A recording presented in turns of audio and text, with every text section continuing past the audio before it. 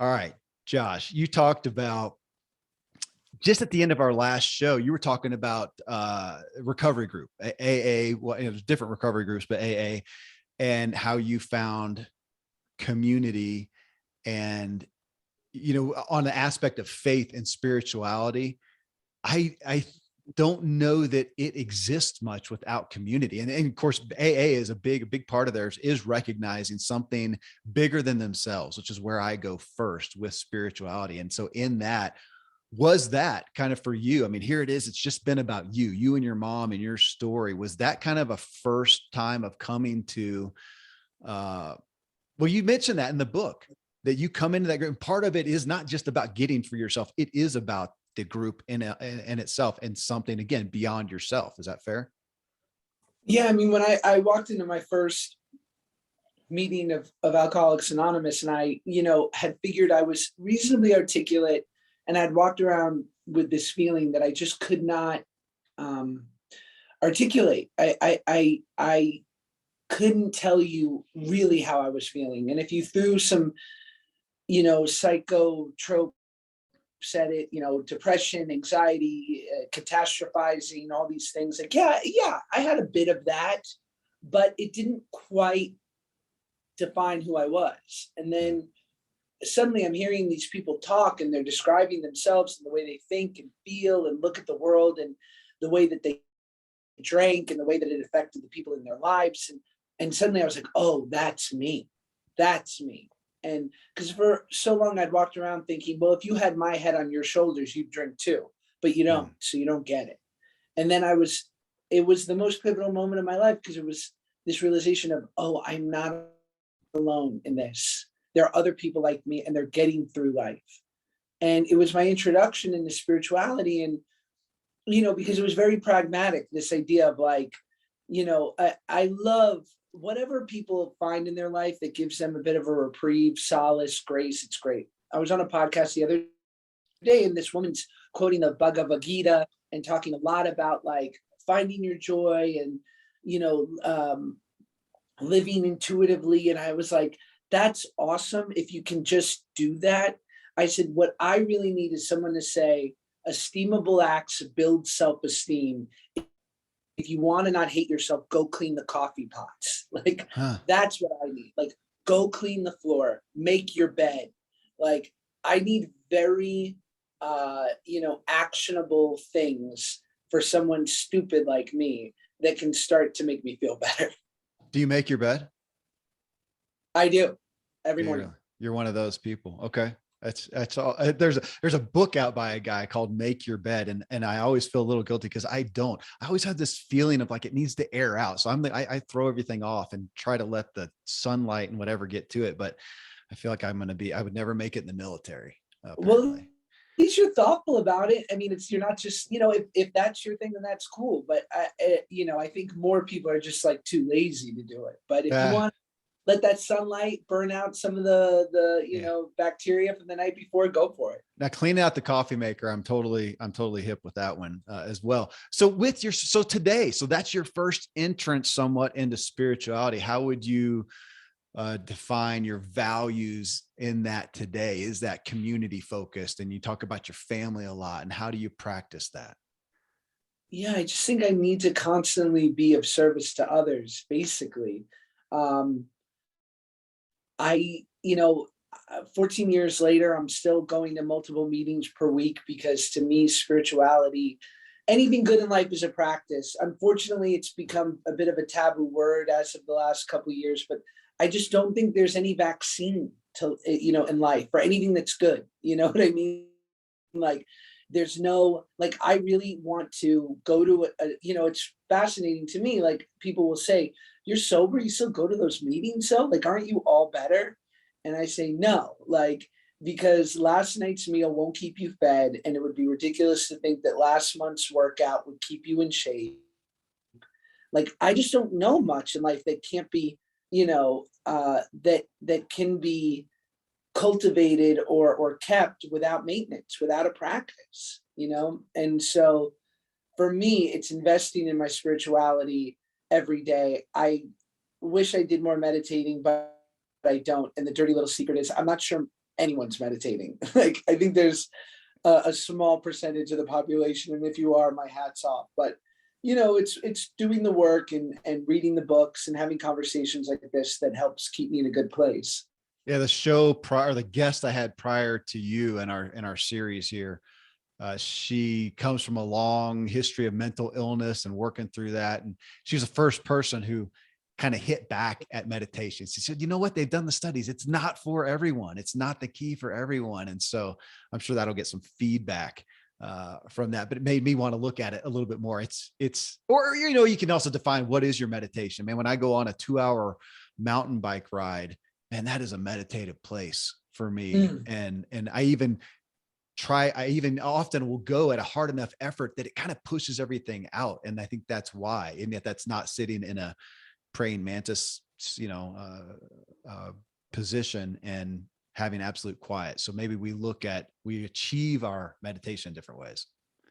I think that's right on. I agree with you. I think it can be, you can enter a flow state taking action. It doesn't have to just be sitting, Yeah. even though I'm sure there are benefits that are specific to sitting that maybe you can't get in the other way. But I feel like most of us are piecemealing our spiritual experience.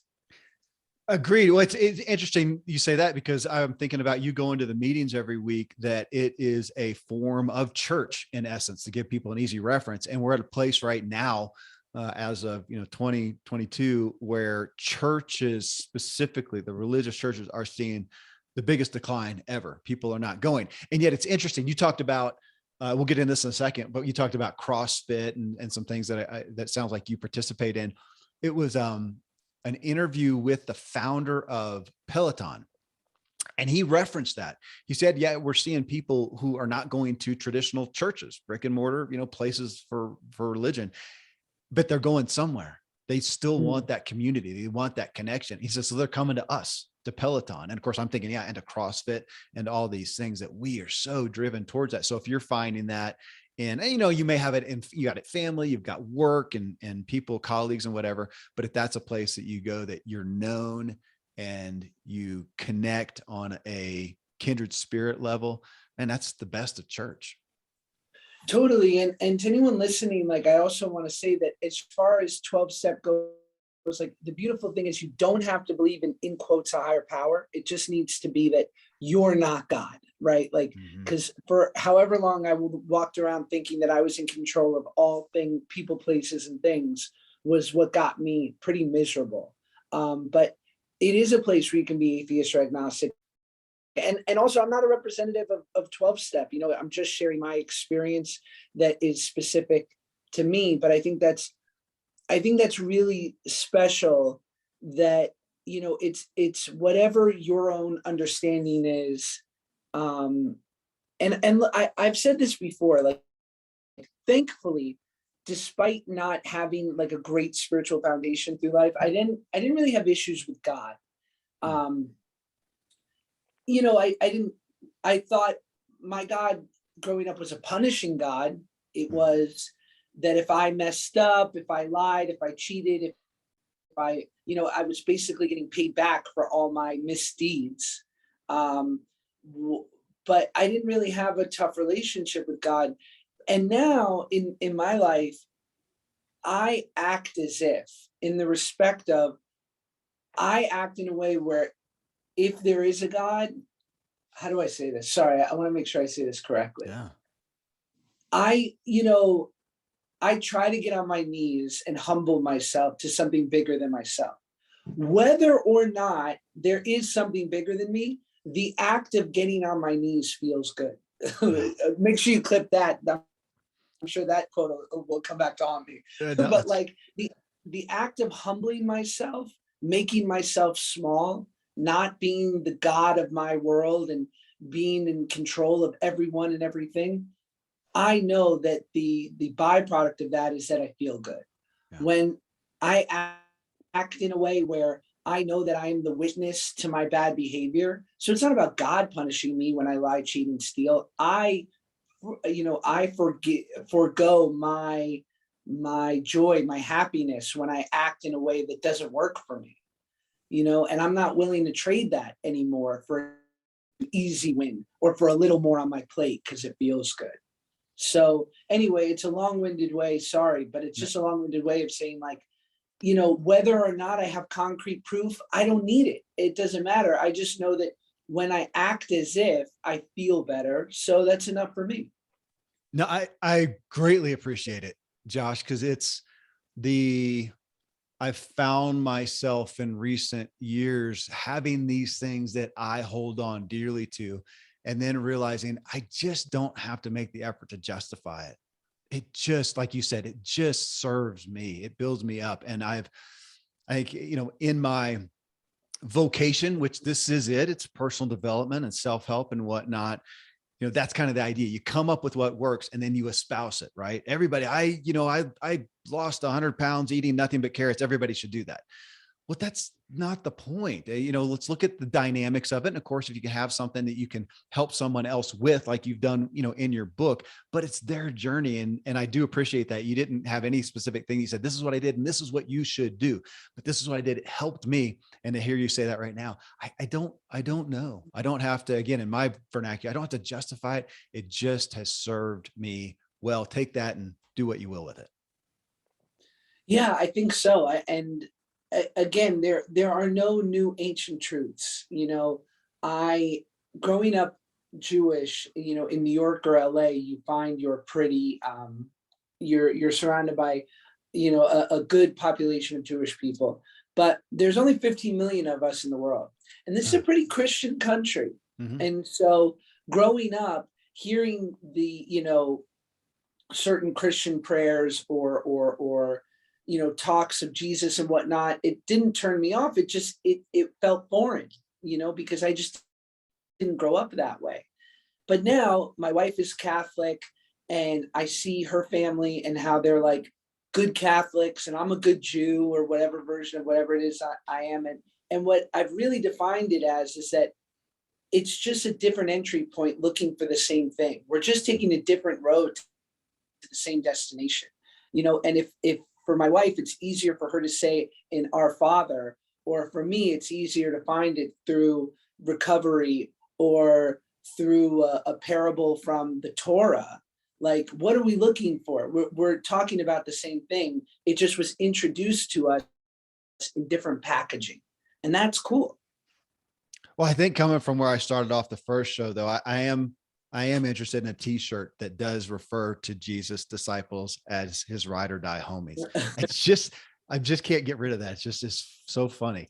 Okay. Relationships, Josh, is the next one, which is a big part of what you just talked about, the relationships that you have found in recovery with other people, the relationship commitment that you feel to your family. Well, gosh, I mean, even early on, how much of your own journey was in relation to, and I'd say the good parts of your journey, of your devotion to your mom. You guys were ride or die homies from day one. And that was a big part. So here you are today. Yeah. Where do you find your specific values and motives on relationships? And what do you do to practice those? Because for you, and it's interesting to me as an actor, I imagine there's times when you're away for elongated periods of time and there's things that you want to do to keep your relationships humming along. So maybe you do some unique things. Tell us about that.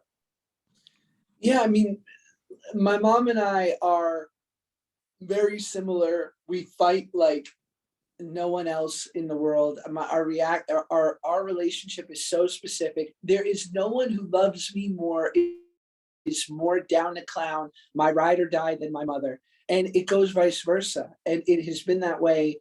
I say in the book, when you're a single mom and an only child, most families are like these closed corporations where the parents are kind of upper management and the kids are the employees. I said, my mom and I were like a startup, That's great. I love it. And, I was her co-captain. And so no matter what happens, and we're constantly having ups and downs because we're so similar, because we like to debate, she is 100% there for me as she has been my entire life. And it goes both ways. And as I've been for her since I was a teenager and able to help support the family. Mm-hmm. And that level of loyalty is very reminiscent of what I experienced in my life. When 50% of your parental system leaves, it means that anyone can leave It has a deep effect on you as a kid, this idea that nothing is permanent, that anything can go away. Wow. And what I learned from my wife was family doesn't leave, that we can get in a fight, that we can disagree. We can even go to bed angry. How about that? We can go to bed angry because when you're ready to figure this out, when we're ready to address this, I'll be here because family doesn't leave. And that was this new idea to me that I never quite understood. And it's reminiscent of what I have with my mom. It's reminiscent of what I have with my wife and now my son. So I try, it's quid pro quo. What I feel from them, I try to give back. And that's why I rush home the second that I can from, sometimes to my detriment because I'm exhausted, but whatever, I'm not some great hero.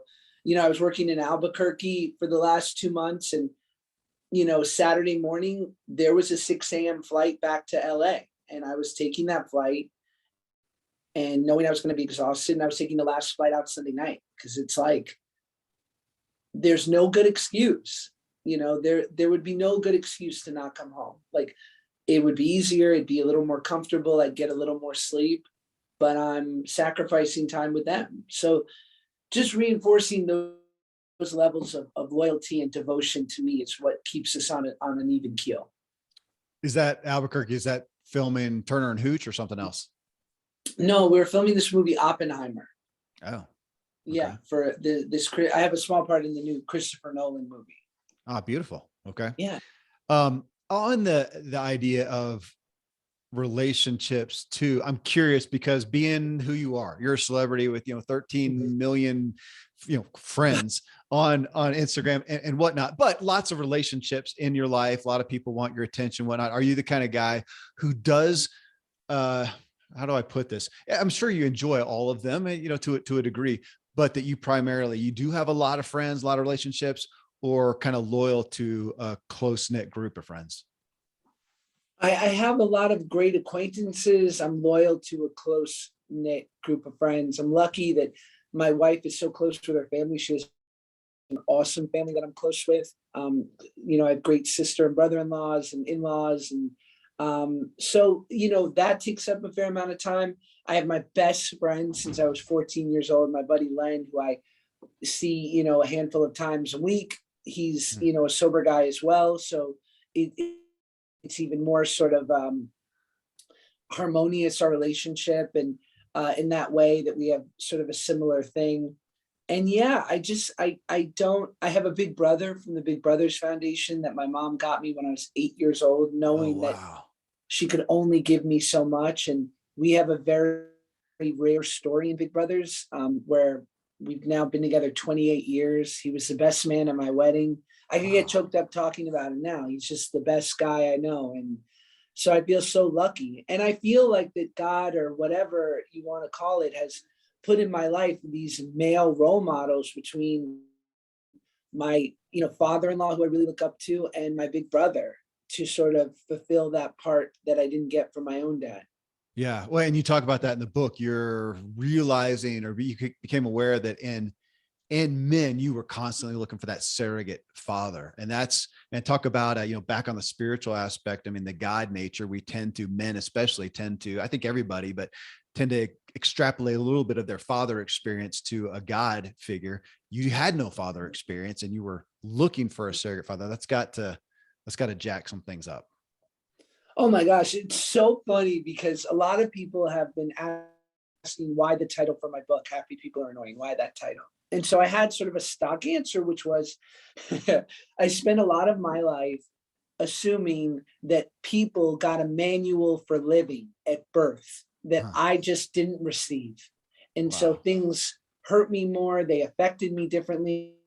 I didn't know how to navigate sort of the natural social contract that everyone else seemed to inherently just know how to do.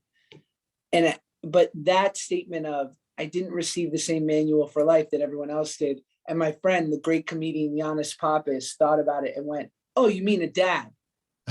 It's like, you didn't have a dad. A dad would have helped with that. And I was like, oh yeah, probably. I mean, it goes without saying that there are plenty of people with two parents and both parents suck, or one parent, so I was lucky to have one great parent, but I will say it's an interesting thought. Yeah. Hey, I appreciate you having a childhood friend, because you mentioned a minute ago that there's no new ancient wisdom. Having an old friend. I don't know if you know a music artist, Ben Rector, and he has a song, "You Can't Make Old Friends." Oh man, it just kind of hits me because I've lost some of my old childhood friends that, you knew their parents' back porch. I don't know my new friends, even my best friend today. I don't know his parents' back porch. It wasn't that old. So the fact that you have that, what an awesome privilege of a pillar. I'm so lucky. And to your point, like I had friends, I met Len when I first moved from New York to Los Angeles when I was 14. And I have friends who I knew before that from New York, guys I went to middle school and high school with, and who even moved out to California inevitably, that unfortunately we've lost touch. But this relationship specifically, and I think it's because our families grew at the same time. As I said, we both happen to be sober guys, so there's a real language of the heart between us. But I'm very lucky, like Yeah. I'm getting into that annoying habit, which my mom talks to her best friend Jill like every day. Like she has like a rotating cast of characters that she'll talk to every day. And I'm finding myself like every day just wanting to like check in with Len and be like, what's Len doing? Like, That's and I'm like, awesome. oh no, I'm becoming my mom. That's awesome. Well, man, health and wellness. And of course, I appreciate your story of your big weight loss, big part of your story. And in that saying, man, I didn't do any specific, big program diet. You just kind of ate a little less, tried to eat a little better, exercise more every day. And that's kind of what did it for 18 months. Is that still fair portrayal of that? I would say so, yeah. And I've, right now I basically just eyeball everything calorically wise, and I move my body 5 or 6 times a week, be it in a workout, boxing, hiking, just doing something. So where I feel like I can end the day at somewhat of a character deficit, or at the very least, sort of being on, basically canceling out. So the amount of calories I took in, I also burned 2,000 calories by just being alive, walking around, and then maybe 500 calories from exercising. Yeah. Plus, I need for depression and just for the natural sort of like, of living, those natural endorphins and good feeling chemicals. Like I'm addicted to that now. I need that. So I try to work out every day. So you mentioned depression, and that's the next one is, mind and mental health. Is that something that you are aware of and as an issue that you deal with? I think so. And I don't, I'm cautious to say it only because I don't want to take away from people who I know who've dealt with like really crippling depression or Sure. like true clinical depression. Like, because I don't know what, like I don't mean to be corny, but like maybe it's just the blues, or maybe it's situational. I don't know how to, because it certainly doesn't plague me every day. But even right now, like I'm feeling, and it could just very well be that I was working on that thing for 2 months. I had the book come out. I was just really busy and I didn't have a chance to sort of consider my feelings. And right now is a little bit of a slow time, and that wave of emotion comes back. And maybe that's just, as I said, not being that busy right now. I don't know. But yeah, it's something that I certainly feel. Well, my buddy Randy, the doc, would say we're all on the spectrum. If Mm. depression is here, sadness, whatever, where does it go into clinical, which it does for some people? But yeah, when is it natural to feel? I appreciate you saying that you did X, Y, Z, and maybe it makes sense to feel a little blue or to feel a little bit of a letdown after a big effort or whatnot. And when is it something that has to clinically be treated? Which on that, I wanted to pull this out, Josh, in this segment for the book, because it was just such a big statement. You said, and this went through your storytelling of when you got into drugs and when you got into recreational drugs.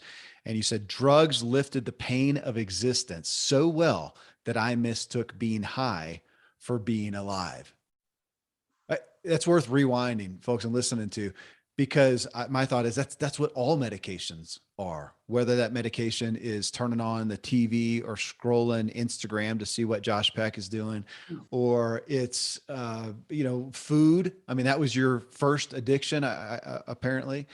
and that we're doing that to get the feeling that we want, that we're not getting from our pure just being alive and well, which now you're sober, you're not, on that, but your medication is and to that degree, I think we all have medications, but there's going to be less harmful ones. And so a healthy one for you today is your family. Is that fair?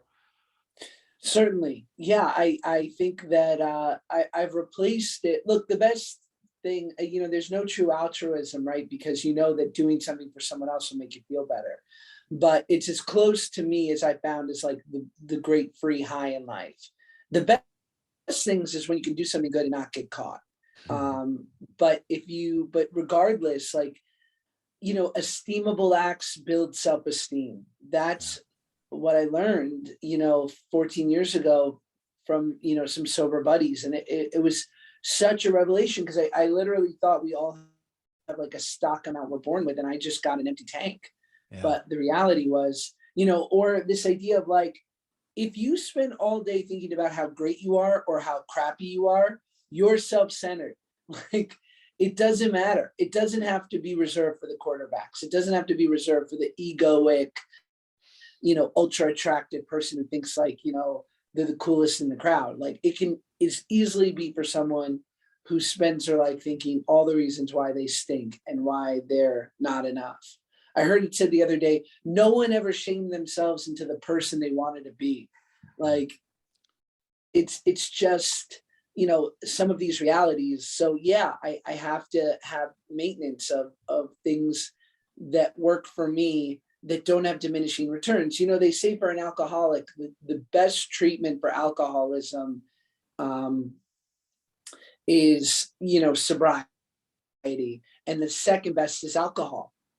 Because, alcohol sure worked. Drugs and alcohol, they did work. They turned my mind off.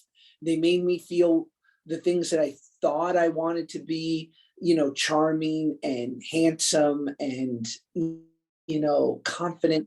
The problem is drugs have diminishing returns, and it starts out fun, and then it's just fun with problems, and then it's just problems. And so, what are you trading for that 30 minutes of reprieve? Are you trading your freedom? Are you trading the heartbreak of the people you love most? Are you hurting people to get what you need? Probably. It's usually where it ends. So it wasn't an option anymore. Well, it's interesting, as you talked about it, probably in our first talk together, that it looks like you looked at weight. So here you were, and you were, an overweight kid. Well, gosh, yeah, you had multiple things. So you're overweight. That was part of your identity and almost a crutch. Maybe it helped make you funny. Then you're a kid and you wanted to grow out of being a kid actor. You didn't want to continue to be fat. You didn't want to be you wanted to grow out of being a kid actor. Now you don't want drugs. It's like you're looking for freedom from any crutches. I think so. Yeah, I certainly, it would be, yeah. And I think the final frontier is my career. Like, Okay. Fair. yeah, Fair. I think you make a really smart, astute point there that I'm constantly trying to figure out what stands in the way of me and happiness. Like, what can I be okay without? Okay. It's a work, career, business. That's the next segment here. And that is interesting. I talk about this a lot. I got a buddy who's he's a renowned sculptor. He does life-size sculptures all around the country and whatnot. And he was asked at an event that I hosted one time on business and whatnot, what would he do if he could not sculpt? And none of us want that question. What do I do if I'm not podcasting, or what would you do? That's a hard one. If you're not an actor, if that's taken away. I mean, to some degree, it's kind of cool. Well, you can write. That's another way to get a message across. You can podcast to do that. What are those different, and we talked about grooves. The groove is that Josh is a guy who wants to do what he wants. Well, you said that you want to be of service to others. So how can you do that? Can you do that through acting? You're already doing that, but right now your main gig is acting. You are an actor. That's how you're presented. That is part of your identity. And it's fair that you also love it. I mean, you talked about that. You enjoy doing that. So I assume that is what you're 35. I mean, you can do this rest of your life. Is that the intent? I guess so. I mean, for today, although I've certainly driven home over the last month in moments where I felt like a scene didn't go as well as I'd hoped, where I was just like, I can't drive home like this anymore. I've been driving home like this for 20 years. Yeah. Like, Yeah. that old familiar feeling of like, damn it, like, and but that's being an actor is like being a gambling addict. You're gonna lose more than you win. Aaron Sorkin has this great quote of a guy who strikes out 2 out of 3 times will still go to the Hall of Fame. Yeah. So maybe it's just getting, maybe it's more about just getting more comfortable with this idea of like it's going to be a natural part of your life, this second guessing, this wishing you did a better job, wishing you had one more take, wishing you could control the edit, wishing you could do X, Y, and Z. But at the end of the day, your job is to be an actor and to be of service to the language and the production. And if you've done that to the best of your ability, then the rest is out of your control, which is maddening. But I would say the ego part of it too. And my acting teacher tells me this, and she's someone I really look up to. She's like, you got to get over this idea of like killing it. She's like, it's not about killing it. Like, it's just got to be like, you just do it. Like, the only way you fail is if you're not prepared. Like, but if you've done the work and you've done the work, well, then you put it out there and like, because it's weird. It's not exacting. It's not classical music. It's not golf. And it doesn't have points. It's subjective, but Yeah. it's a ballistic sport. You never know which way the ball's going to bounce. So just react.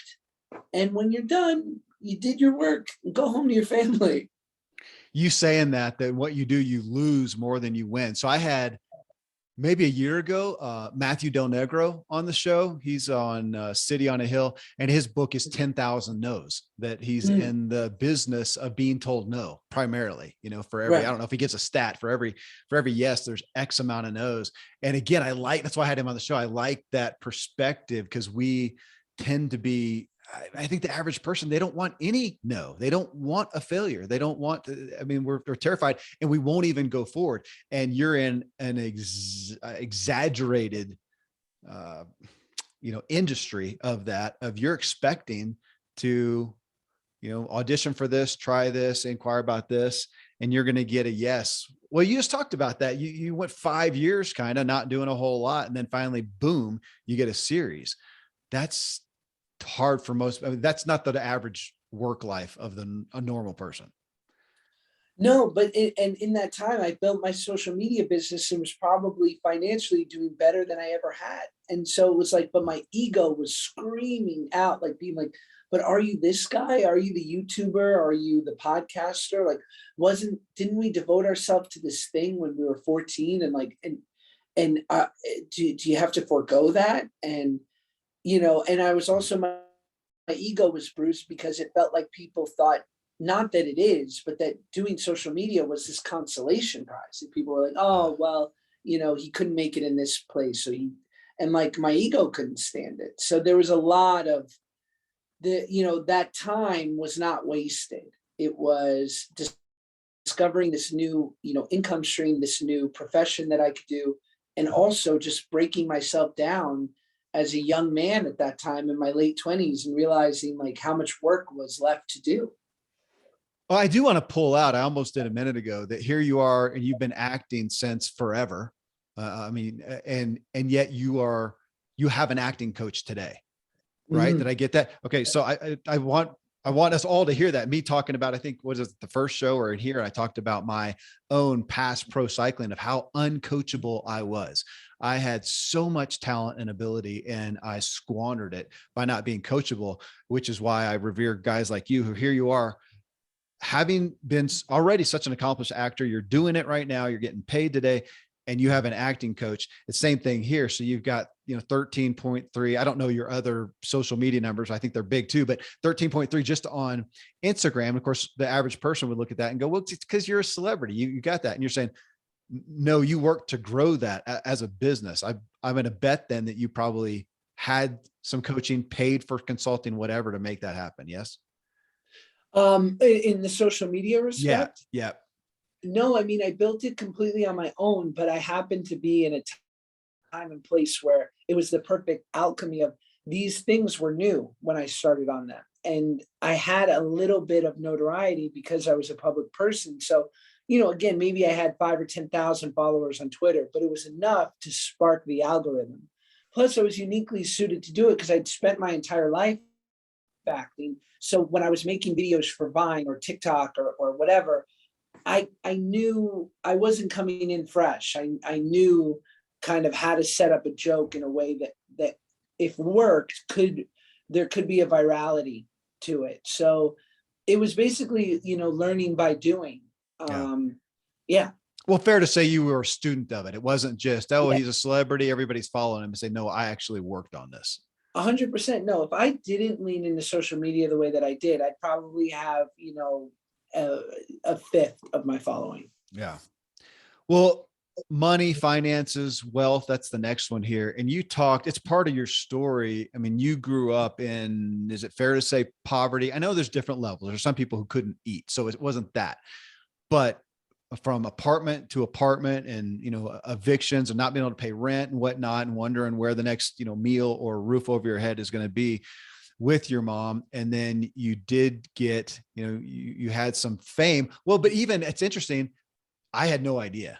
I guess it's not surprising, but it's just, man, it's still compelling that here you are with Josh and Drake, and for the time period that thing ran. So you're a famous kid on Nickelodeon, but when you take the money made and the money that went out to agents and went to, XYZ, you're saying your net was about 100K a year.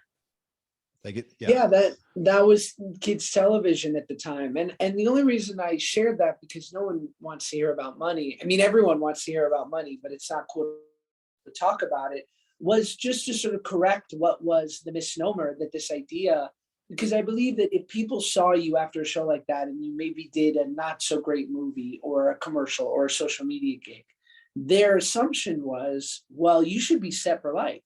Mm-hmm. So if you're doing this means you blew the money or you're a failure in some way.